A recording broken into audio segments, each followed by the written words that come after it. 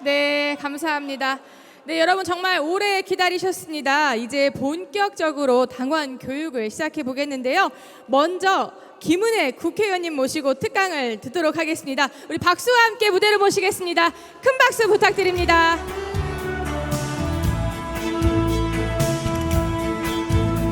네, 지금 모시는 김은혜 국회의원님께서는 MBC 기자 출신으로 현장을 꿰뚫는 통찰력, 또 설득력 있는 메시지로 국민과 소통해 오신 분이십니다. 현재는 제21대, 제22대 경기도 성남시 분당구 국회의원이시고요. 국민의힘 원내 정책 수석 부대표로서 당의 정책과 국정 운영을 책임지고 계십니다. 여러분 다시 한 번 더 큰 박수로 맞이해 주시기 바랍니다.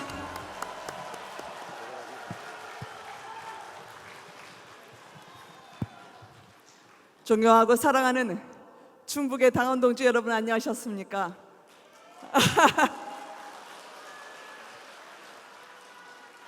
저는 경기도 성남의 분당을에서 온 국민의힘 원내 정책수석 김은혜입니다. 다시 한번 큰 소리로 인사드립니다. 감사합니다. 안녕하셨습니까?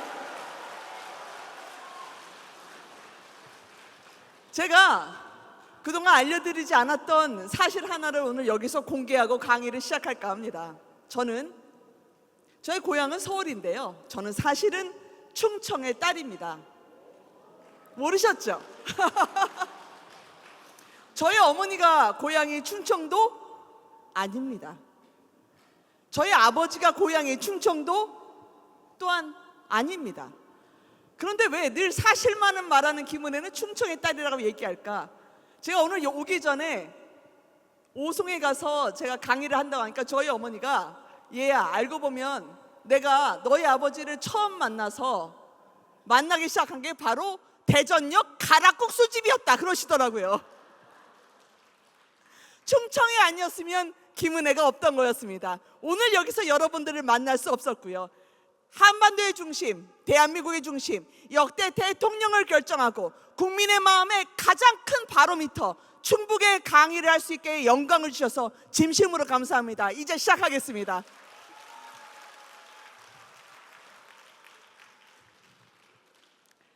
많은 의원님들이 그리고 위원장님들이 이 당이 위기라고, 이 나라의 위기를 이야기를 하셨습니다. 그러면 우리는 보이는 척하고도 싸우지만 보이지 않는 척하고도 싸우는 거죠. 아침에 집에 나오실 때 바람이 춥죠? 많이 차가워졌죠, 날씨가?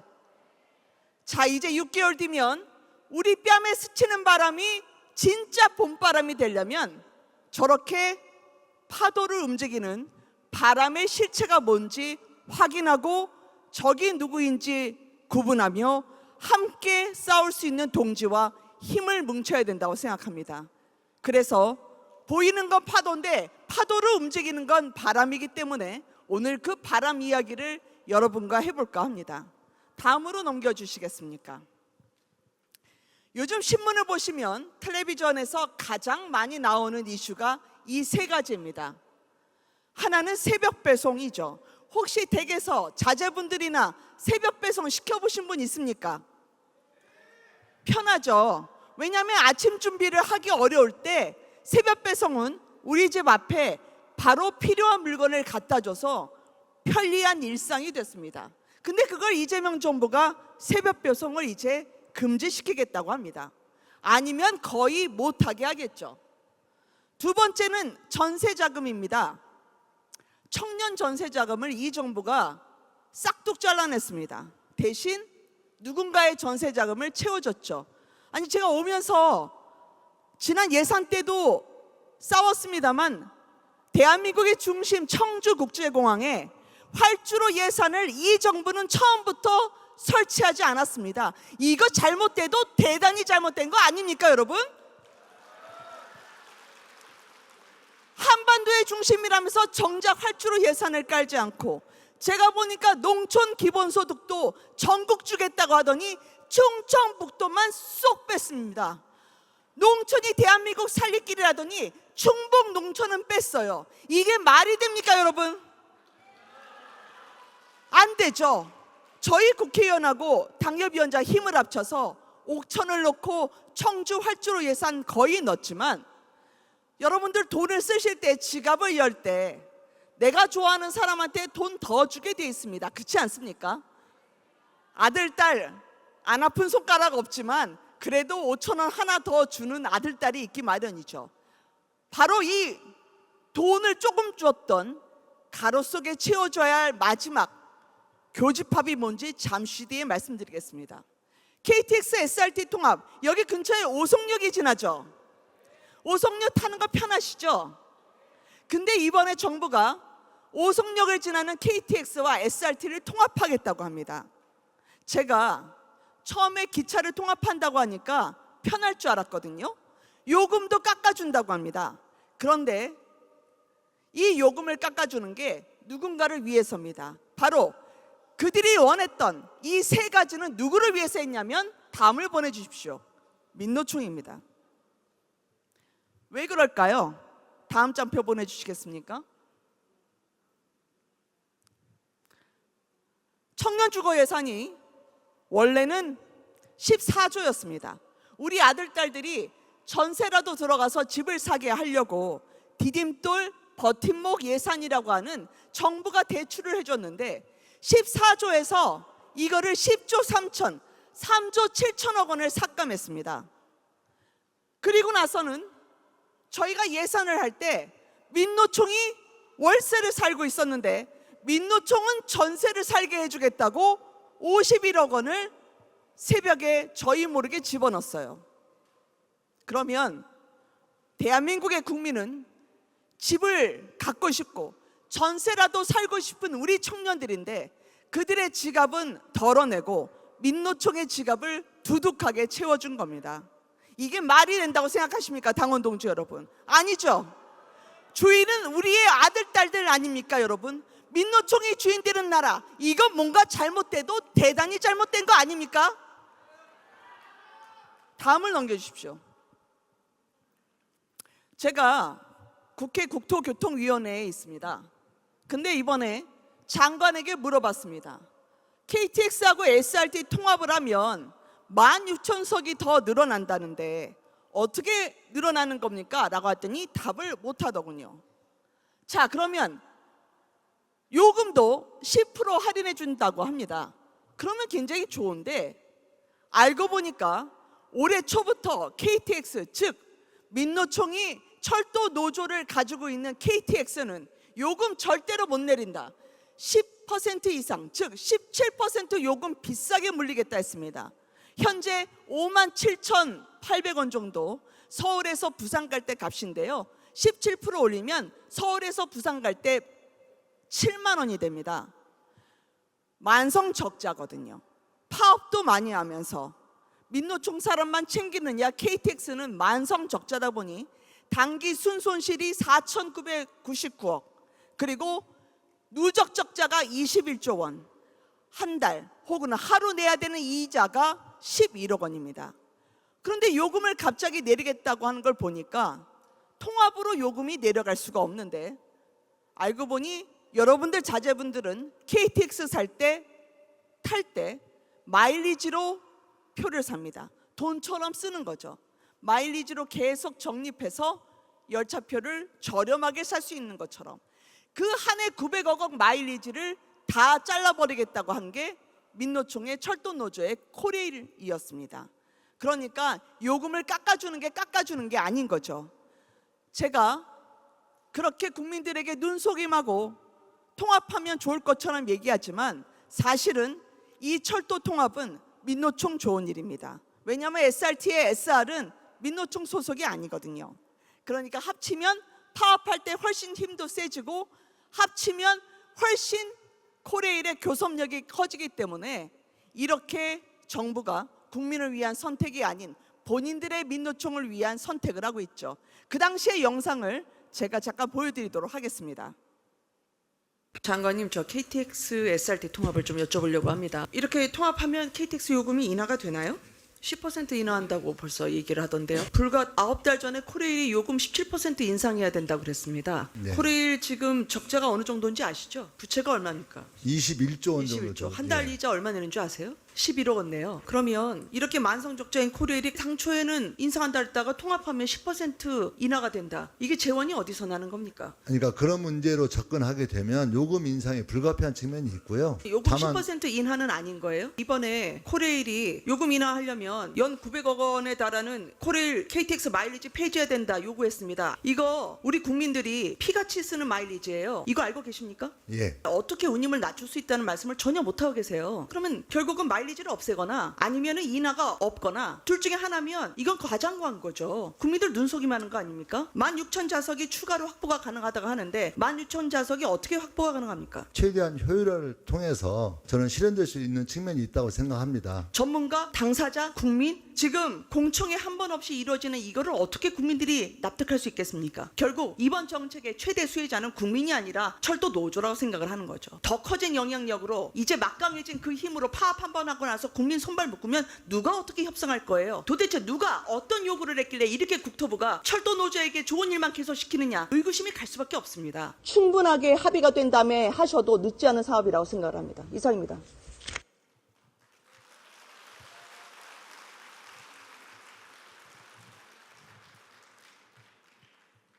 우리 국민, 특히 우리 충북의 당원 동지 여러분들이 분노하는 이유는 어떤 정책이든 투명하고 민주적 절차에 따라 이루어져야 합니다. 그런데 투명하지 않고 절차가 정당하지 않으면 이렇게 국민들에게 오해를 사고 국민들에게 분명히 의도가 있다라고 하는 의구심을 풀 수밖에 없게 하는 거죠. 다음 보여주시겠습니까? 그런데 제가 북한과 관련해서도 대화를 추구하고 있다는 거 좋습니다. 평화와 그리고 한반도에 있어서 핵이 없는 그날을 위해서 중요하죠. 근데 민노총을 왜 그렇게 신주 떠받들듯이 할까? 제가 새벽 배송과 관련해서 쿠팡 노조위원장을 만났습니다. 근데 그 쿠팡 노조위원장이 택배 기사님입니다. 본인이 택배 기사라면서 쿠팡 노조위원장을 하는데 2년 전에 쿠팡이 민주노총에서 탈퇴했대요. 그래서 왜 탈퇴했습니까? 라고 물으니까 민노총에서 쿠팡 노조 측에 여러분들이 앞으로 주한미군 철수 시위를 할 때 나와줬으면 좋겠다. 그렇게 얘기를 했다고 합니다. 노동자의 권익과 주한미군 철수가 무슨 관계냐 되물었고 이후에 국보법 폐지까지 얘기를 하자 자신들이 지키고 싶은 노동자와 관련 없는 사안이라고 민노총을 탈퇴했습니다. 쿠팡이 민주노총을 탈퇴한 다음에 벌어진 일이 바로 새벽 배송 금지와 같은 정부 대화 기구였습니다. 근데요, 민노총이 알고 보니까 왜 주한미군 철수를 주장할까? 법원의 판결문을 보면 북한 문화교류국으로부터 지령을 받고 또 대북 보고문을 발송을 했습니다. 이어서 이 때문에 대법원에서 징역이 확정이 됐는데 그 지령문 중에는 국가보안법 폐지의 시위에 나설 것이라는 지령문도 공소장에서 확인될 수 있었습니다. 노총, 노조, 우리 노동자의 권리와 북한의 지령문은 국민들이 납득할 수 있겠습니까? 여러분, 그 다음 장을 또 보여드리겠습니다. 요즘 이재명 대통령이 북한에 관해서는 굉장히 관대한 말을 많이 합니다. 요즘 인터넷 뒤지면 다 나오는데 왜 대북 단파 방송을 하느냐? 북한 억류된 우리 국민이 처음 듣는 얘기다. 이거 대통령이 몰라서 하는 얘기일까요? 북한에 사과를 하고 싶은데 대북 전단을 보낸 걸 사과를 하고 싶다고 합니다.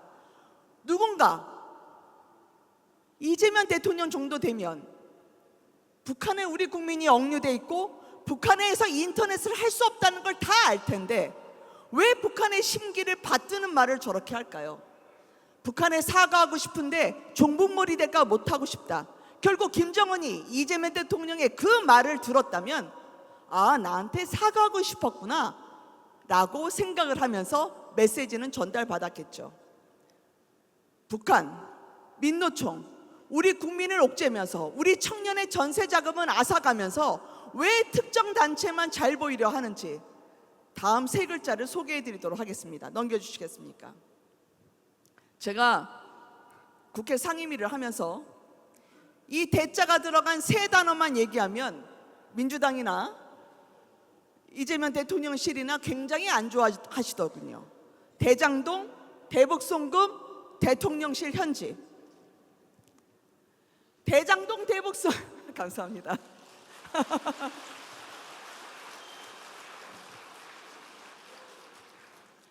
대장동, 대북송금, 대통령실 현지는 공통점이 있습니다. 제가 대장동에 있던 성남의 국회의원인데요. 대장동은 어떤 변호사가 대장동 주민을 찾아왔어요. 근데 그 대장동 주민들은 대대로 농사짓고 살던 원주민이었습니다. 근데 그 변호사가 대장동 원주민분들에게 이렇게 힘들게 사시지 말고 좋은 아파트 지어드릴 테니까 대장동을 제가 잘 개발하겠습니다 라고 했죠. 대장동 주민분들이 눈이 번쩍 띄었습니다. 우리가 살고 싶은 곳으로 만들어준다고요? 그러면 어떻게 하면 됩니까? 라고 하니까 일단 공공개발로 토지 수용이 들어갈 겁니다 라고 그분이 시장이 돼서 얘기를 했습니다. 변호사 출신 시장은 그 당시에 수용돼야 될 값의 절반으로 토지를 수용하는 공공개발을 했습니다. 그리고 나중에 민간이 분양을 했죠. 그 민간의 주축은 당시 변호사이자 시장이 됐던 이재명 지금 대통령의 최측근들이었고, 그 당시 토지를 헐값에 수용하면서 비싼 값에 분양하게 하는 모든 절차의 최종 승인권자는 그 당시 성남시장 이재명 대통령이었습니다. 그 돈을 보니까요, 범죄자들이 7,800억을 가져갔어요. 제가 그 7,800억이 감이 안 잡혀서 한번 계산을 해봤습니다. 돌아봐 주시겠습니까? 다음요. 그 다음요. 항소 포기를 해서 범죄 수익 7,800억을 우리가 다시 되돌릴 방법은 없습니다. 그러나 민사를 통해서 계속 우리는 도전할 겁니다.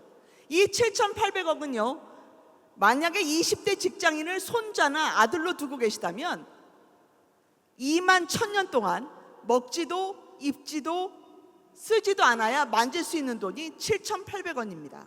7,800억 원이죠. 청년 5,000명에게 1억 5천만 원씩 전세 자금을 줄 수 있는 돈이에요. 그리고 7,800억은 이제 이재명 대통령의 정성호 장관에 의해서 항소 포기가 됐지만 대한민국에 지금도 피눈물을 흘리고 있을 자신의 땅을 반값에 수용당해서 집 없이 떠돌아다녔던 원주민들을 위해서, 그리고 국민들을 위해서 단 1원이라도, 단 10원이라도 환수가 되는 것이 공정과 정의에 맞습니다. 그렇게 생각하시지 않습니까?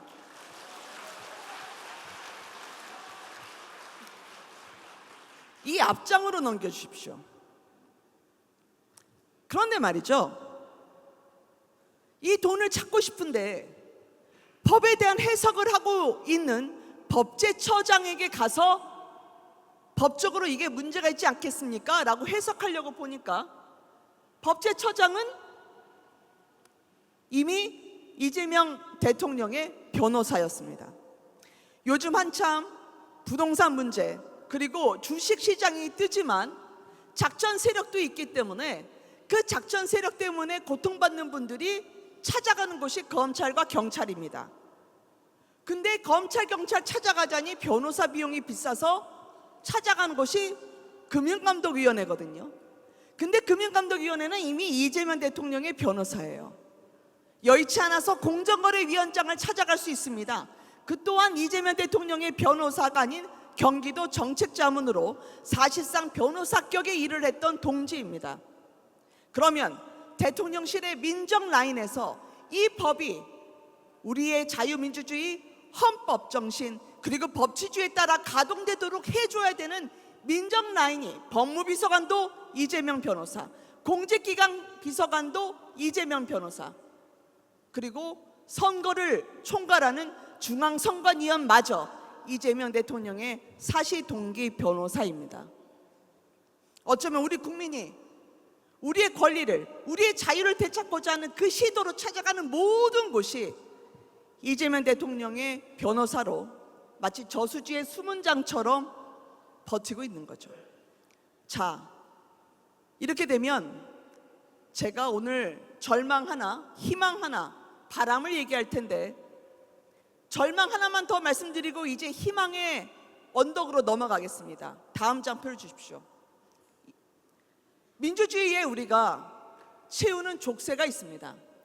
필버 입막음법이라는 건 뭐냐면 필리버스터를 할 때 반드시 60명 이상은 앉아 있어라. 결국 국민의힘이 60명 이상 앉아 있으라는 거죠. 그래서 필리버스터 할 때 얼마나 며칠 버틸 수 있겠니? 필리버스터 하지 마라고 하는 야당의 마지막 저희의 저항 수단을 없애는 게 필버 입막음법입니다. 법 왜곡죄는 앞에 위원장님 말씀 주셨지만 결국 한마디로 줄이면 내 마음에 들지 않는 판결을 한 판사 그리고 우리 편을 기소하는 검사 처벌하겠다는 게 법 왜곡죄입니다. 내란 특별재판부 설치법 이거는 지기현 판사 마음에 들지 않으니까 우리가 국민의힘과 관련해서 특별히 재판소를 만들겠다는 나치의 히틀러가 했던 방식과 비슷한 방식입니다. 사심죄는 조이대가 마음에 들지 않는다는 법안입니다. 즉 조이대 대법원이 우리를 어떻게 우리의 마음에 안 들게 할 테니까 헌법재판소가 결정하겠다고 하는 법이죠. 현지 언급금지법이라고는 5개 관건물법은 요즘 여러분들 돌아다니시다 보면 애지중지 현지, 좌지우지 현지, 김현지 일 부속 비서관에 대한 플래카드가 많이 걸려 있습니다. 그런데 이제는 민주당과 국민의힘이 지자체장 승인을 받지 않으면 저런 다른 종교단체든 다른 정당에서 감히 애지중지 현지 플래카드 못 걸겠다, 못 걸게 하겠다는 현지 심기를 살피는 법안이 바로 5개 관건물법입니다. 이 나라의 대통령이 한 명입니까? 두 명입니까?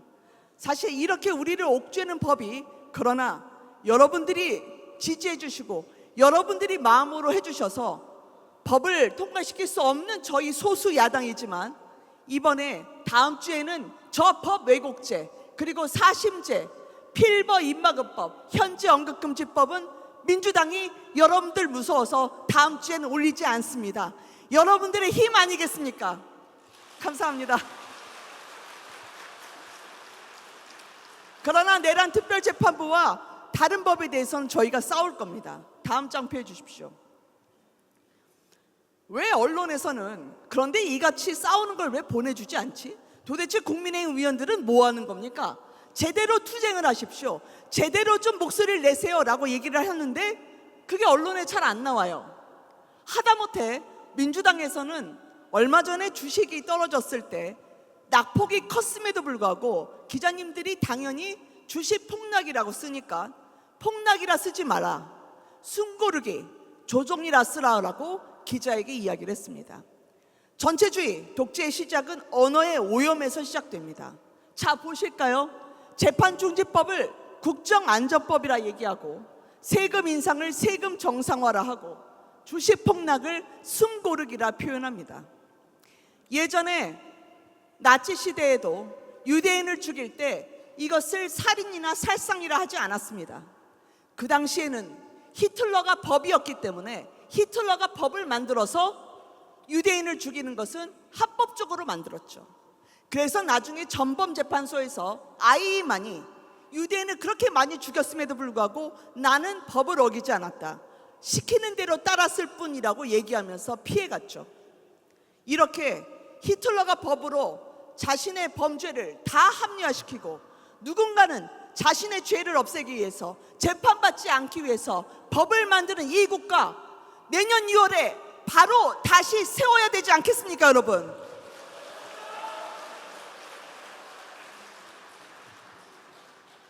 정치의 목적은 국민의 삶을 변화시키는 겁니다. 책임 있게 변화시키는 겁니다. 나보다 나보다 국민을 살피는 데서 정치를 해야 되는 거지, 나의 죄를 없애기 위해서, 나의 생존을 위해서, 나의 재판을 없애기 위해서 이 나라 헌법 위에 깔고 뭉개면서 법을 뭉개고 헌법 정신을 망치고 자유민주주의 여러분들이 지켜온 기둥 같은 이 나라를 무너뜨리는 것, 내년 2월에 저지하셔야 되는 거 아니겠습니까, 여러분?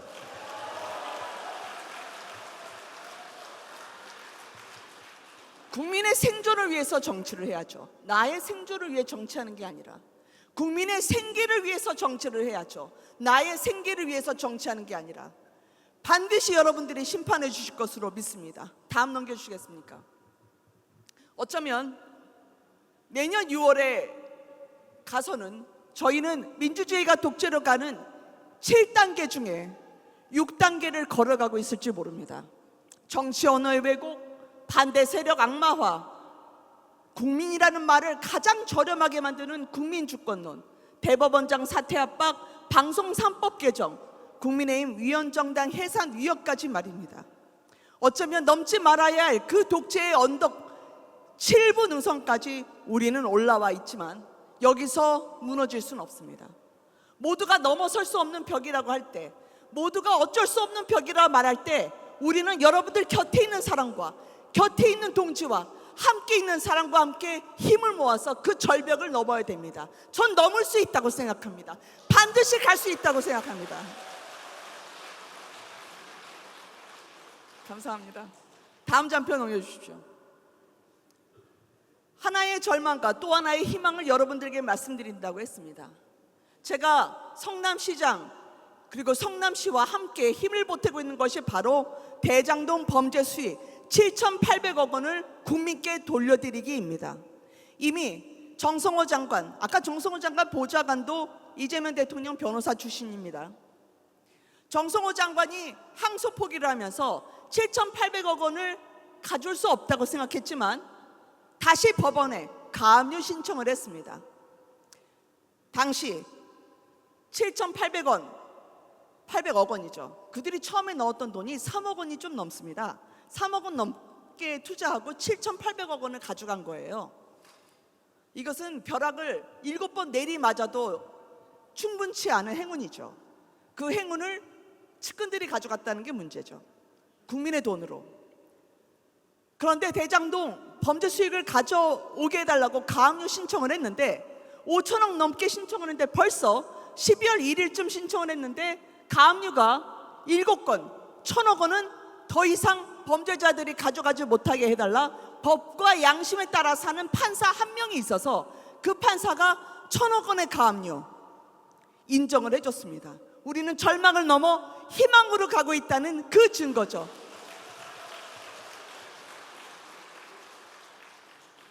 밑에 담보 제공 명령이라고 하는 건 그래 김만배 이것도 4,100원이 심상치 않고 수상해, 이것도 가압류 해야 될 것 같은데 성남시가 먼저 공탁금을 내라, 한 20% 냅니다. 그러면 한 800억에서 4에서 20%가 800억 정도를 성남시가 공탁금을 내면 가압류를 해준다는 겁니다. 그래서 제가 신상진 시장한테 빨리 공탁금 마련하라고 했습니다. 800억 원? 네, 국민이 더 중요하니까 성남시 예산보다 공탁금을 빨리 챙겨달라고 했습니다. 대북송금 대통령실 현지 말씀드렸습니다만 그 다음으로 넘기면서 제가 강의를 마무리해 볼까 합니다.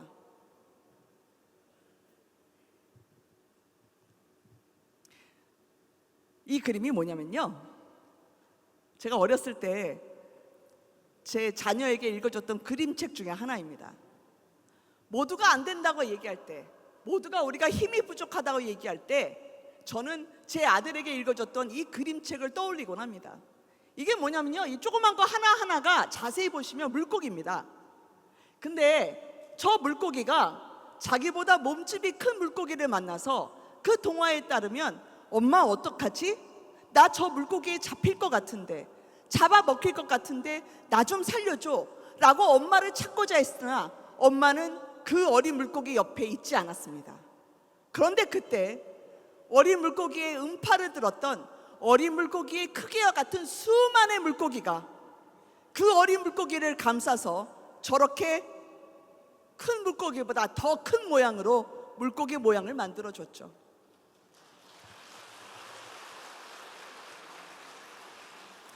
우리는 미약합니다. 우리는 작습니다. 우리는 그들보다 힘이 없습니다.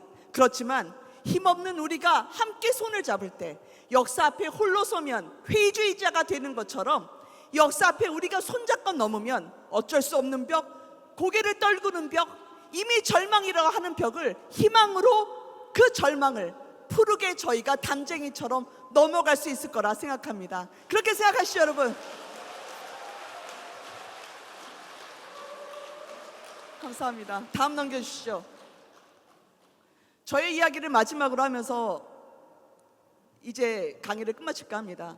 저는 대전역에서 만난 어머니 아버지가 낳은 막내딸 김은혜는 사실 그 서울 송동구 응봉동에서 태어났습니다. 여기 서울의 달 보신 분 있으십니까? 그 서울의 달에 달동네 나오죠. 그게 제가 태어난 곳입니다. 그래서 상황이 어려웠지만 아버지가 열심히 일하고 어머니가 열심히 뒷받침하면서 열심히 일하면 월급을 받고 그 월급으로 차곡차곡 모아서 자식 새끼 교육시키고 자식 새끼가 많이 배워서 가족에게 그리고 공동체에 나라에 좋은 사람이 되면 좋겠다는 그 마음을 갖고 저를 키웠습니다. 우리 어머니 아버지뿐만이 아니었습니다. 제 앞에 계신 모든 분들이 안 입고 안 먹고 우리 아들 우리 딸 키우면서 헌신하고 희생하면서 이 나라의 자유를 이 나라의 민주주의를 지켜오셨습니다. 제가 태어난 지 저 71년에 태어났는데요. 태어난 지 2년 만에 대한민국은 기아 탈출을 선언합니다. 한국전쟁 GDP 그 당시 1인당 60불이었습니다. 지금으로 치면 9만 원이죠. 1년에 9만 원 벌었던 우리나라가 그 전쟁에 패여해서 불과 23년 만에 기아 탈출을 선언하고 불과 96년 반세기가 되기도 전에 전 세계 메모리 반도체를 석권을 합니다. 저는 성장의 온실 속에 자라온 세대였습니다. 제가 태어날 땐 가난했지만 제가 성장했을 때는 어머니 아버지의 희생으로 이 나라를 지키겠다는 자유민주주의의 일꾼 덕에 제가 회사를 들어가고 3년 뒤에는 대한민국이 전 세계 반도체를 호령하는 선진국의 문턱에 들어가고 있었습니다. 저는 후진국에서 태어나서 선진국으로 들어가는 그 성장을 맛봤지만 우리 아들, 딸들은 선진국에 태어나서 불공정한 출발선 때문에 열심히 일해도 보상을 주지 않는 사회 때문에 공정하게 경쟁을 해야 함에도 불구하고 수시로 꼴대를 움직이는 저 심판들의 불공정 때문에 울고 있습니다. 선진국에서 태어나 후진국으로 우리 아이들을 이대로 방치하면서 몰고 가게 할 수는 없습니다. 그렇지 않습니까, 여러분?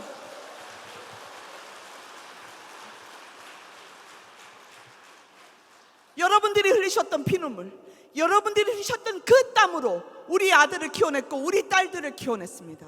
그리고 그 딸들이 하나하나 모아서 이 나라 대한민국을 열심히 일하고 열심히 노력하면 반드시 보상을 주는 사회, 그 보상은 나를 키우는 성장의 동력이 되어서 이 나라를 키우는 대한민국을 만들어 놨습니다. 그 대한민국이 기로에 서 있을 지금은 이제 6개월을 앞두고 다시 전의를 불태울 때입니다. 보이지 않는 바람이 많습니다. 내 직근을 챙기고 내 생계를 챙기며 내 생존을 위하는 그 정치는 눈에 보이지 않습니다. 그러나 땀이 소중한 것, 노력이 중요한 것, 그리고 공정과 상식이 살아있는 그 눈에 보이는 우리가 줄 수 있는 그 가치는 앞에 계시는 자랑스러운 충북도당 당원 여러분들의 가슴 속에서 반드시 현실로 이어질 거라, 그 희망의 길로, 그 희망의 언덕으로 함께 갑시다. 감사합니다. 고맙습니다.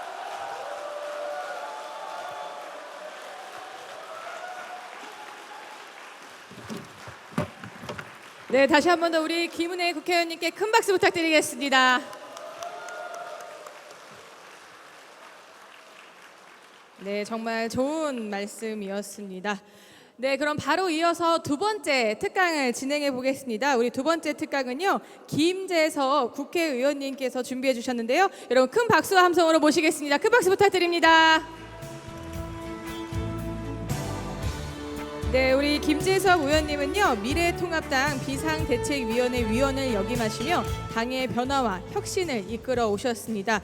우리 당에게는 험지인 서울 도봉구 갑 선거에서 당당히 국회의원에 당선된 젊은 패기와 실행력을 겸비한 우리 김재석 국회의원이 다시 한 번 더 환영해 주시기 바랍니다.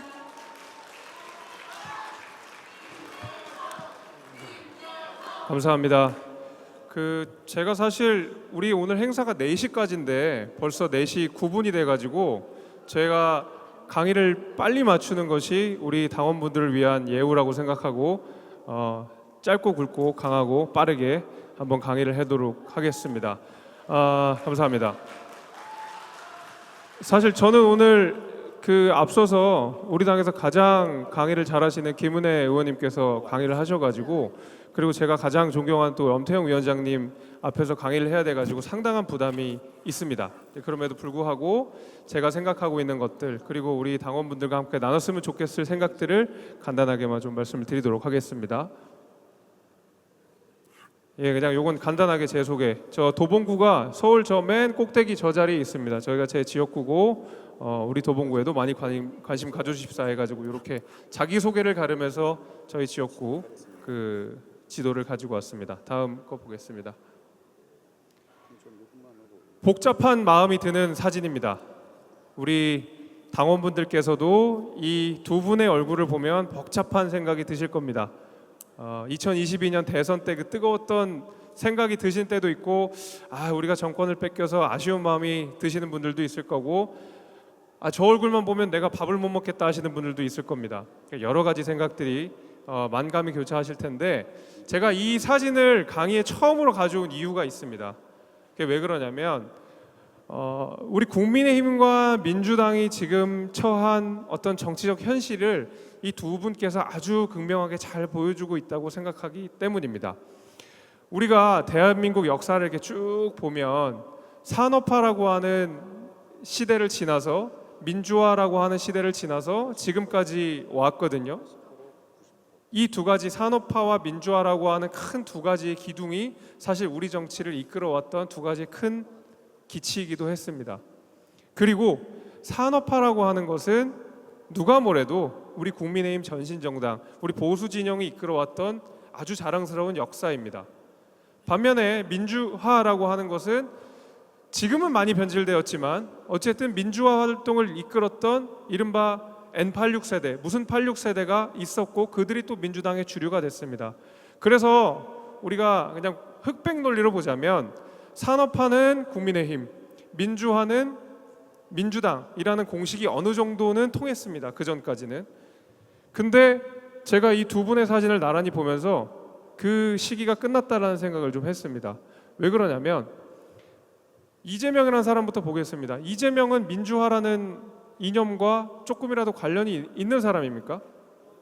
민주화 운동 안 했던 사람입니다. 민주화랑 관련 없는 사람입니다.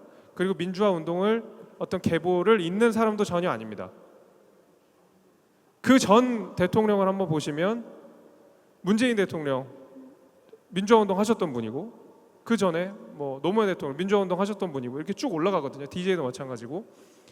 반면에 또 우리 국민의힘 보겠습니다. 윤석열 대통령 산업화와 특정한 인연이 있으신 분인가요? 어떤 상징성이 있으신 분인가요? 그렇진 않거든요. 근데 우리 전임 대통령들 한번 볼까요? 박근혜 대통령, 그 산업화 그 상징인 박정희 대통령의 따님이시고, 이명박 대통령 현대건설에서 일하면서 대한민국 산업화를 이끌었던 주역이기도 합니다.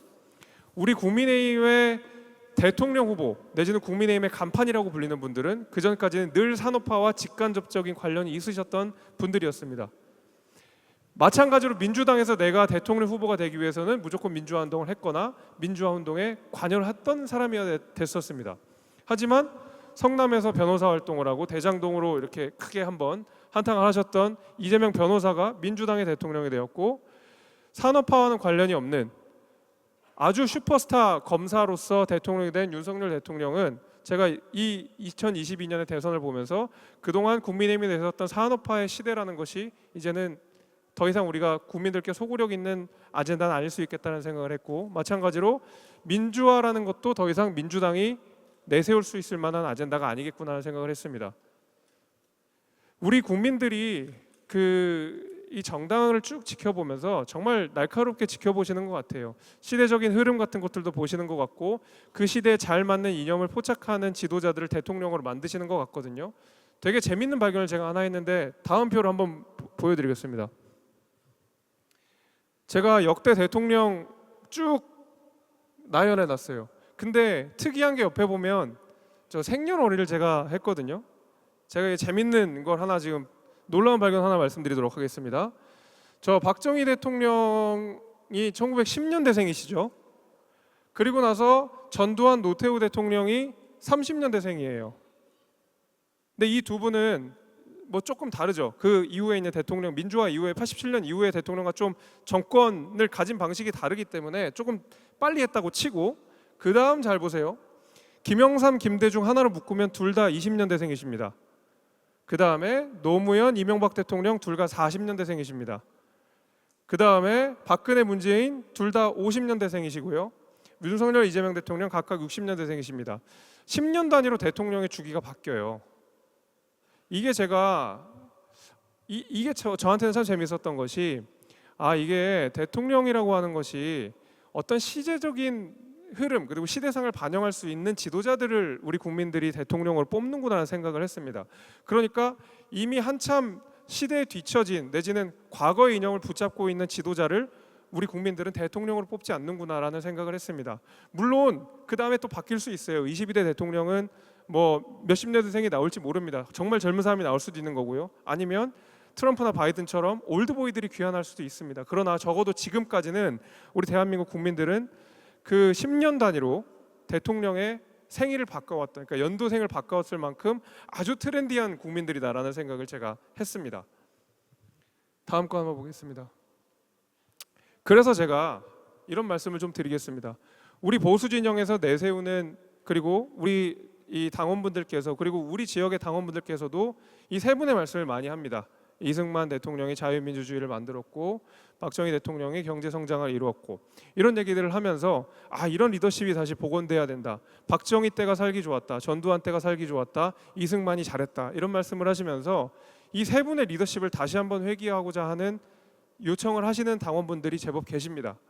하지만 제가 앞서 보여드린 도표와 같이, 그리고 이재명, 윤석열 대통령이 상징하는 바와 같이, 저는 과거에 통용됐던 리더십이 다시 한번 2025년에 적용된다고 해서 그것이 잘 될 거라고 생각하지 않습니다.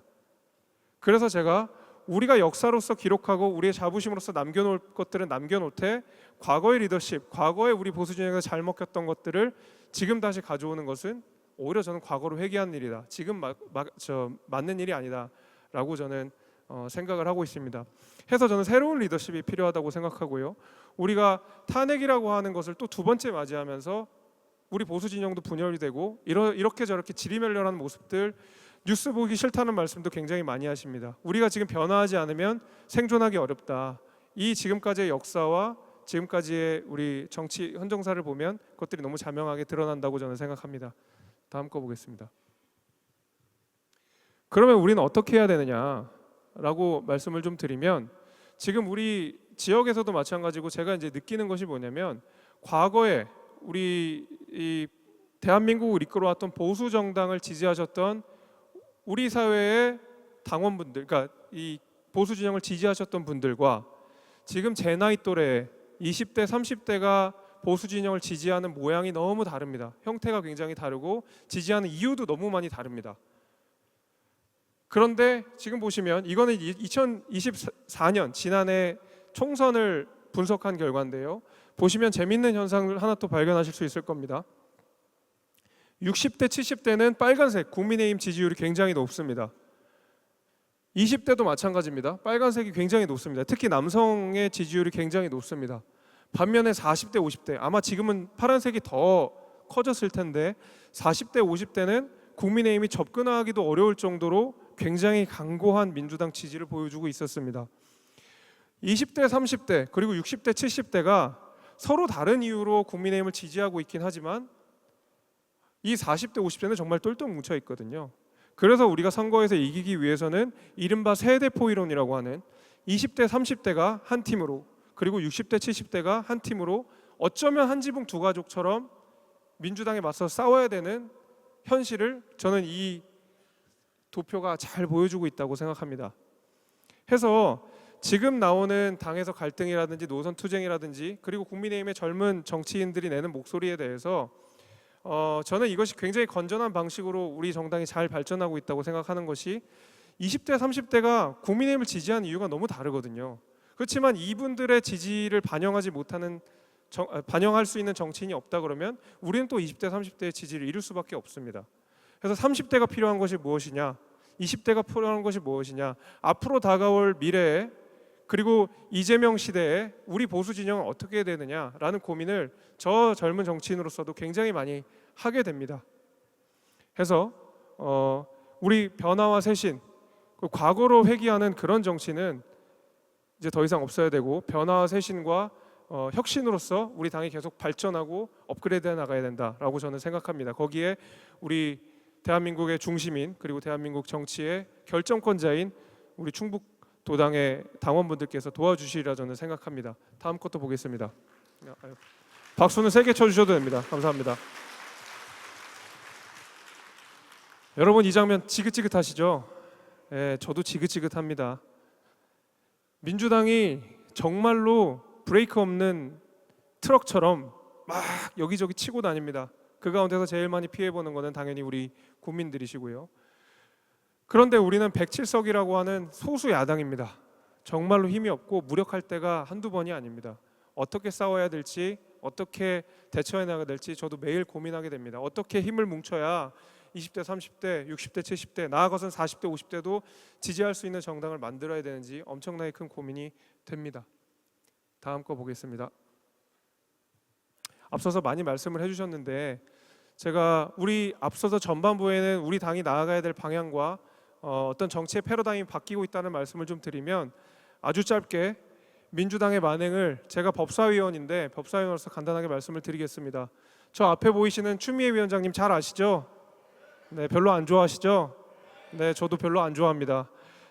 일단 우리 의원들한테 발언권을 잘 안 줍니다. 반대 토론을 해야 되는데 반대 토론할 기회를 주지 않습니다. 아니 저 표결을 그냥 붙여버리거든요. 보통 법사위라고 하는 것은 표결을 하는 데가 아닙니다. 토론을 하고 문제가 있는 것을 수정을 해서 결과적으로 최종적으로 본회의에서 통과할 수 있도록 법안을 완성하는 날인데 완성을 하지 않고 미완성된 법안을 그리고 이상한 법안을 위헌적인 법안을 그냥 다수결로 깡패처럼 통과를 시킵니다.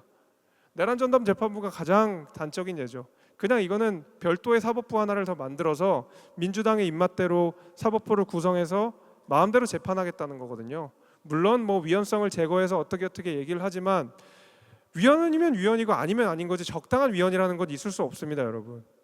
제가 그냥 표현을 하자면 안 아프게 죽였다고 해서 그걸 살인이 아니라고 주장하고 있는 겁니다. 지금 민주당은 말이 안 되는 얘기를 하고 있는 것이죠. 이런 일들을 아무렇지도 않게 지금 하고 있습니다. 다음 것도 보겠습니다. 어저께 나온 법안이라서 제가 그냥 급하게 만들어 왔습니다. 제 사진도 있고 그래가지고 한번 가져왔는데 어제 통과된 법안은 뭐였냐면 소위 말하는 온라인 입틀막법입니다. 허위 조작 정보를 유통하는 언론 그 다음에 유튜버들에게 처벌하겠다라는 법안입니다. 근데 여러분 허위 조작 정보가 뭔가요? 허위 조작 정보를 정확하게 정의하실 분 있으신가요? 제가 실제로 물어봤던 질문입니다. 국무총리실에 물어봤었습니다. 저기 우리 국무총리 보이시죠? 왼쪽 끝에 김민석 국무총리인데 국무총리실에 제가 직접 국정감사 때 물어봤습니다. 여기는 반중 집회는 못하게 하는데 반미 집회는 허용을 해주더라고요. 그걸 뭐 기준이 뭐냐? 왜 반중 집회는 못하게 하고 반미 집회는 하게 하냐? 왜 미국이랑 이렇게 자꾸 척지고 중국엔 우호적이냐라고 이제 물어봤더니 그런 겁니다. 반중 집회는 CCP 아웃이라고 하는, 그러니까 한국말로 하면 중국 공산당 아웃이라고 하는 구호를 외쳤고 그거는 혐오이기 때문에 안 된답니다. 반면에 반미 집회에서는 양키 고음이라는 막 말을 하고 있는데 양키 고음은 혐오 표현이 아니라서 괜찮답니다. CCP 아웃은 혐오 표현이고 양키 고음은 혐오 표현이 아니라는 거, 그거 누가 정하는 겁니까? 국무총리실이 정하는 거고 이재명 대통령이 정하는 거 아닙니까? 사실 이런 식으로 언론의 그 정권을 향한 비판에 대해서 정권이 좌지우지해가면서 이거는 혐오다 아니다를 판단하는 것이 바로 지금 현재 민주당이 통과시키고자 하는 법안입니다. 그리고 반미 집회를 지휘하시는 분은 그 촛불행동이라고 하는 것의 수장인 김민웅 씨, 김민석 총리의 친형입니다. 이상하죠. 그래서 제가 실제로 양키 고음이 반미지 뭐냐, 이거 내가 해석해줘야 되냐 라고 얘기했어서 그 기사가 하나 있어가지고 가져왔습니다. 게다가 허위 조작 정보라는 것, 이거 굉장히 위험한 얘기인데 누가 보면 허위고 누가 보면 조작이고 누가 보면 허위 아니고 누가 보면 허위 조작 아닙니다. 대표적인 거 여러분 이재명 대통령이 공직선거법 무죄 받으신 거 아시죠? 그거 왜 무죄 받은지 아시는 분 계세요? 저 마지막 기사예요.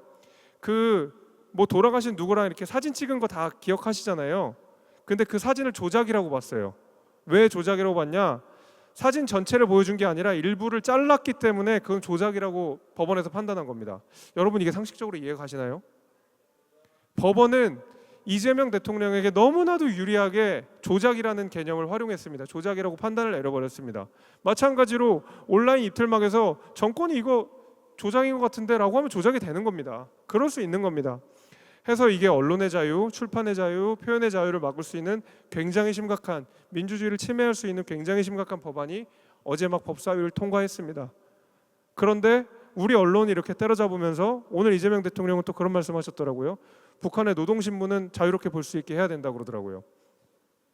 아니 노동신문은 표현의 자유를 지켜주고 대한민국 언론은 표현의 자유를 지켜주지 않고 도대체 나는 어느 나라 대통령인지 사실 잘 모르겠습니다. 다음 거 보겠습니다. 아마 이게 이제 제가 벌써 짧게 하기로 했는데 벌써 길게 해가지고 자료는 좀 짧게 준비했는데요. 이만큼 지금 민주당이 무도하게 법안을 통과시키는 가운데서 우리가 이들을 제대로 견제하고 강하게 견제하기 위해서는 우리 스스로 강해져야 되고, 저는 국민의힘이 굉장히 어려운 상황이지만 이렇게 어려울수록 변화와 쇄신, 정말 여기서 우리가 변하지 않으면 죽을 수도 있다라는 각오로 우리가 싸워나가야 된다고 생각합니다. 그 가운데서 불가피하게 당내에서 잡음이 있을 수도 있고 소란이 있을 수도 있고 때로는 강렬한 노선 투쟁이 있을 수도 있습니다. 그것 때문에 우리 당원들이 상처받고 계신 것도 제가 잘 알고 있지만 결국 우리가 저 무도한 민주당에 맞서서 싸우기 위해서 불가피하게 우리가 소화해 나가는 과정이라고 생각해 주시고 많이 지지해 주시고 지켜봐 주시면 열심히 싸우겠습니다.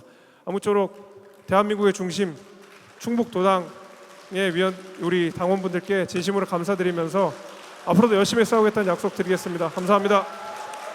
네, 열정적인 특강을 해주신 우리 김재석 국회의원님 다시 한 번 더 큰 박수 부탁드립니다. 감사합니다. 네, 당원 여러분 긴 시간 고생 많으셨습니다. 이것으로 하나된 마음 국민의힘 충북도당 당원교육을 모두 마치도록 하겠습니다. 네, 참석해주신 우리 당원 동지 여러분들에게 진심으로 감사의 말씀드립니다. 아울러 취재를 함께 해주신 우리 언론인 여러분들께도 감사의 말씀드립니다. 모두 안녕히 돌아가십시오. 감사합니다. 감사합니다.